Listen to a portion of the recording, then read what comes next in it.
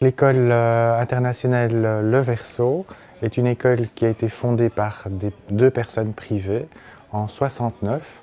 Ça s'inscrit un petit peu au lendemain de la mouvance mai 68. Le projet pédagogique de l'école est assez original dans la mesure où on essaie d'accorder un maximum d'importance et de place à chaque enfant en essayant d'individualiser au maximum possible les apprentissages. C'est quand même plus marrant d'avoir un tableau qu'un tableau gris parce que on peut avoir des images en fait et tout le cours complet sans qu'il doit tout recopier à chaque fois les questions et tout ça, donc ça peut aller plus vite aussi, ça peut gagner du temps. Mais quand on n'a pas de photocopieuse, là on est un peu dans la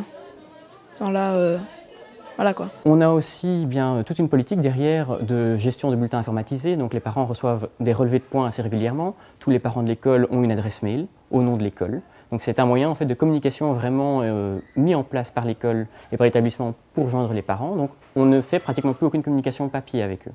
Donc tout est géré par mail. La même chose pour ce qui est de toute l'informatique.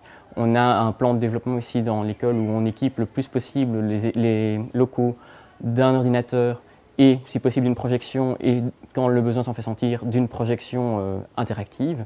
Et donc ça nous permet comme ça d'équiper et on se retrouve dans un cadre où finalement l'informatique devient vraiment un outil et quand il est généralisé partout, on s'insère très facilement dans ce genre de projet. Toute la partie en fait, adresse mail est gérée en fait, via Google, puisque toutes nos adresses mail en fait, font partie d'un compte Google Éducation.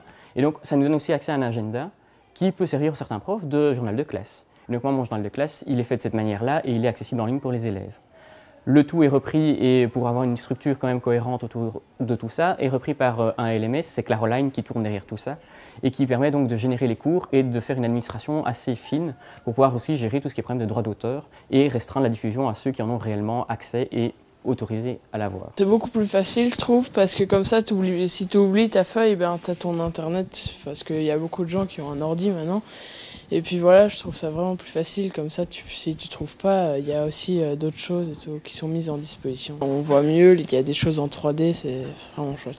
En tout cas, pour tout ce qui est les élèves, c'est clair, ça ne pose aucun souci. Les professeurs et mes collègues, ça se met en place. Et donc c'est vrai qu'il a fallu une impulsion de départ assez énergique, mais petit à petit, l'oiseau fait son nid et on y arrive. Et on a maintenant quand même tous les locaux pratiquement qui sont équipés au moins d'une projection. Et le besoin se fait sentir parce qu'on retrouve, c'est vrai, beaucoup de travail au départ, mais à la fin une facilité pour l'apprentissage et la gestion de la classe qui fait qu'on est content d'avoir fait l'effort au départ. Pour pouvoir joindre et pour pouvoir toucher tous les types d'intelligence qu'on a dans une classe, et il y a des multiples élèves, il y a de multiples difficultés différentes, et donc pour pouvoir toucher tout le monde, la seule solution c'est de pouvoir faire un mixte, parce que rien que travailler avec un ordinateur, ça peut convenir à certains mais pas à tous. Et donc on ne peut pas oublier non plus les autres, et l'avantage c'est de pouvoir proposer à la limite le même cours mais sous 3 canaux différents.